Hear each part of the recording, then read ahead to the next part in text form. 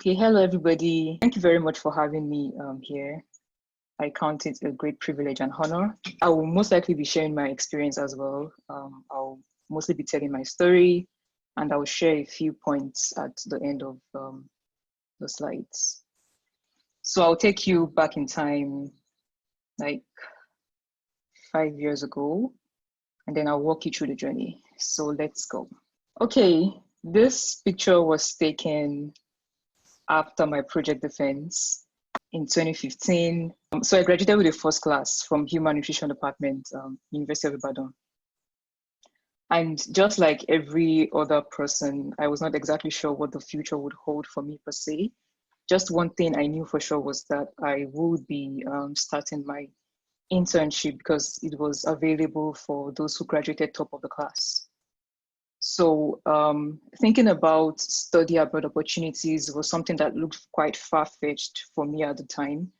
I had people around me who would give me suggestions as far, oh yes, you can apply to scholarships abroad, but just like the suggestion, it was very vague. I didn't know where exactly to start or how to go about it. I remember checking some websites online and just looking out for, so what is this about? And there was just a lot. It was very overwhelming.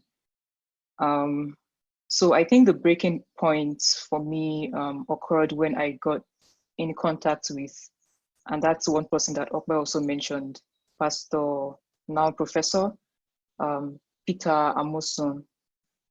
He was the one that actually drew me to himself. And he started mentoring me regarding study abroad opportunities. He was the one that opened my mind and made me to think about the possibility of especially studying in the US. So it was through his persistence, through his mentoring that I decided, okay, this is something I think I would like to give a try. So I already had a mindset towards the end of the year 2015 that, okay, I think I would like to write the standardized tests, which is a basic requirement for application to the US, that's the GRE. So towards the end of 2015, I started my internship at University College Hospital, Ibadan, UCH, which I know most of you may be familiar with. And it was around, yeah, so I started internship with the mind of, I knew that I wanted to write GRE. I wanted to know what it was about. I wanted to know how to prepare for it. So I and Okwe actually registered for the tutorial. So it was not easy, just like Okwe mentioned, to go to work. I was also living in an area where there was a lot of traffic on the road. So sometimes we would even get late to the tutorial. Sometimes we even skip the classes altogether. And we attended tutorials for about 6 weeks or thereabouts.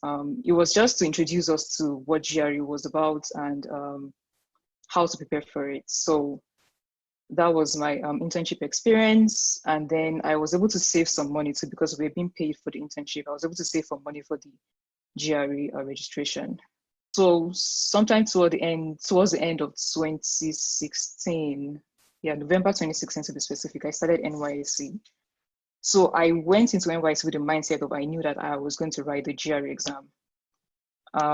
So in February 2017, around February or March, I registered for the GRE exam, and I eventually wrote it in May 2017. So in between the time I registered and the time I wrote the exam, I had to get my international passport. So I applied for that. I eventually got it. And then just within that period as well, I had to identify what schools offered my program of interest and what funding opportunities were available, what were the requirements, what were the deadlines, all of that information I had to get. It was a lot of search, it was a lot of staying online, it was a lot of writing down, it was a lot of taking notes, it was a lot of reaching out to program coordinators or program managers, as the case may be, and getting a lot of information as well. It was also within that time frame that I decided I would not write TOEFL. I had written to some of the schools, and I was able to know that the TOEFL requirement, that's the test of English as a foreign language, could be waived for me. So I decided to write GRE only and not TOEFL. So I eventually wrote GRE. And let me quickly mention as well that it was during that time frame that I got to know about funding opportunities, especially the Mastercard Foundation Scholarship. I got to know everything it provided, and I saw that it literally provided everything, like everything. So I decided to target it. So I found out about University of California, Berkeley. I wanted to do public health, especially public health nutrition, and the school also provided the MPH program. So MPH, public health nutrition, and then the Mastercard Scholarship was also working in affiliation with UC Berkeley. That's University of California, Berkeley. So I decided to target it as like my main priority, and then work to target other schools as well and other funding opportunities.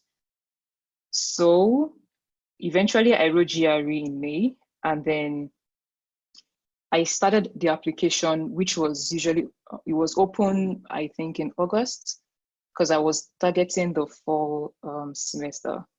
So for example, if you're working to target fall 2021, if you're thinking of resuming, say in the US in the fall of 2021, you would target sending in your applications by the fall of this year. That's in August till like December. Maybe some may extend their deadlines till January or February. That's just a minute or a handful of schools will do that, but usually the deadlines are around December. Anyway, I started my application in August, the same year of 2017. Sometime around August, September, October, I was working on my application, writing my statement of purpose. I think I had gotten my transcript earlier. I was fortunate to have my sister who was in Ibadan who helped me to get my transcripts.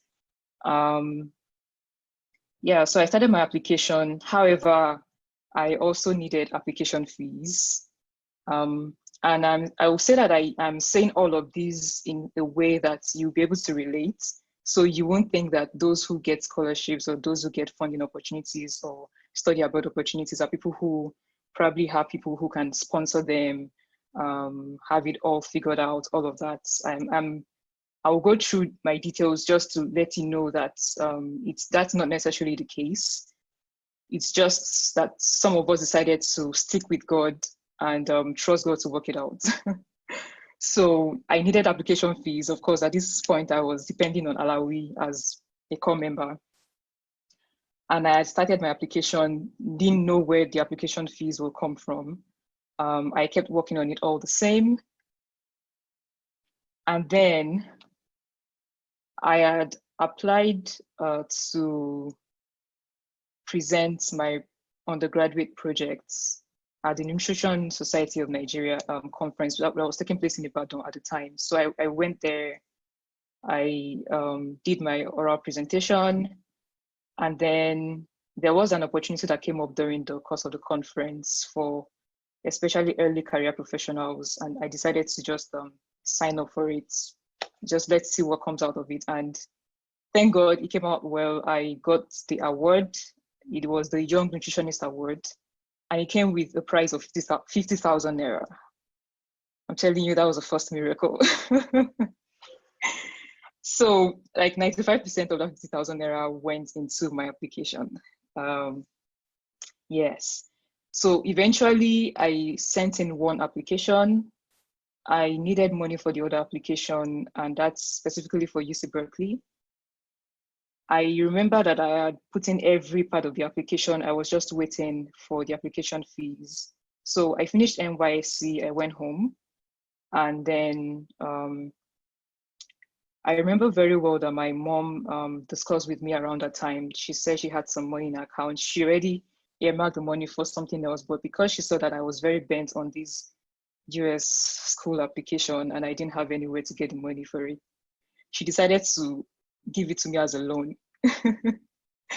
So that was how I was able to get the money to pay these application fees for the other one. Well, eventually she had to give it out to me just as an investment into my life, because obviously I couldn't pay back. So that was how I got the application fees to be able to make the application. So I submitted application to 2 schools. And then in 2018, around February or March, I got my admission letter. I got admission from both schools. One of the schools did not provide funding, while the second one, which is actually the one I'm in, provided everything. So after getting the admission, I also received a notification from the Mastercard Foundation Scholarship that I was eligible to apply for the scholarship. So I applied for the scholarship. I wrote a bunch of essays within a short time frame, like 2 or 3 days. It was a very stressful period. Yes, I wrote lots of essays during that time. I applied, and that was the first round of application. And then I scaled through to the second part, which was the interview. There was the option of either Skype or phone call interview. Since I was not very familiar with the Skype, I decided to do a phone call interview. So I did a phone call interview. And let me quickly mention that before I did the interview, I reached out to quite a number of people via LinkedIn, those who were current scholars, who were Mastercard scholars. I reached out to them on LinkedIn, and one of them actually responded, and he even sent some of the articles and materials that he used to prepare for his own interview. He sent them to me, which were very helpful. So that's to reiterate the fact that if you need help on anything at all, you should reach out and don't be ashamed or afraid to ask for help if you need it. I asked for help in this case and I was able to get it, and it was very helpful. So I did the interview, I scaled through, God made it possible, and I got a scholarship. And I started my program in 2018. And then just a month ago, by the grace of God, I also graduated. So that's my story. So just from everything I've said so far and reiterating on what the previous speakers have mentioned, it's very important to have a vision of what you think you want to do and how you want to go about it. And then persistence. I mean, through the story of everyone who has spoken today, the idea of persistence is something you cannot just gloss over. You need to keep working persistently at it. In my case, I didn't have the money to apply, but I just kept working on it. And miraculously, one way or the other, God provided. Also, you need to know what requirements you would need for your application and get them. If you need to write statement of purpose, if you don't know how to go about it. In my case, I didn't know how to write a statement of purpose, obviously, too, because it was something new, but I had to work at it. I had to learn it. I had to keep reviewing. My statement of purpose, I wrote it over weeks because I had to keep reflecting on my experiences. What do I think will be relevant? How do I want to write it in a way that it will be a good fit for the program that I'm applying to? Essay writing is something that you can't do away with, because even if you're planning to come to grad school, you would need to know how to write essays. I need to say that again. You must know how to write. So you cannot afford not to know how to write the statement of purpose. It's actually a way that your reviewers will be able to gauge if you'll be able to do well in grad school or not. So work towards that and get that skill. And I can also not overemphasize the fact that you need to get relevant work experiences. In my case, this MPH program that I applied to, one of the requirements was 2 years work experience. And how did I get that experience? After my BSc, I did some research assistant work with my project supervisor then. Then I also did internship for a year, and then I had NYC experience that I worked at Rufus Giwa Polytechnic. I worked as an assistant lecturer at Nutrition and Dietetics Department then. So all those work together. And then also ensure that you get engaged in interest areas. Mastercard Scholarship does not just look for academic excellence or academic potential, even though, say, I graduated with a first-class degree, but they are also looking out for those who have, in one way or the other, been able to impact their communities, been able to work as a leader. During NYC, mostly during NYC, the CDS opportunity, I worked as a member of the executive team, whatever the title was. And then also I was engaging in one way or the other by giving nutrition talks, either in church or writing articles, just finding one way or the other to ensure that I was able to impact my communities with what I had learned. So if you're interested in, say, girl child education, for example, what have you done? how have you been able to impact your community with that? If you're looking out for scholarship opportunities like Mastercard Scholarship that have that requirement, then you need to know how to work towards it. And lastly, which is actually the first and most important point, depend on God.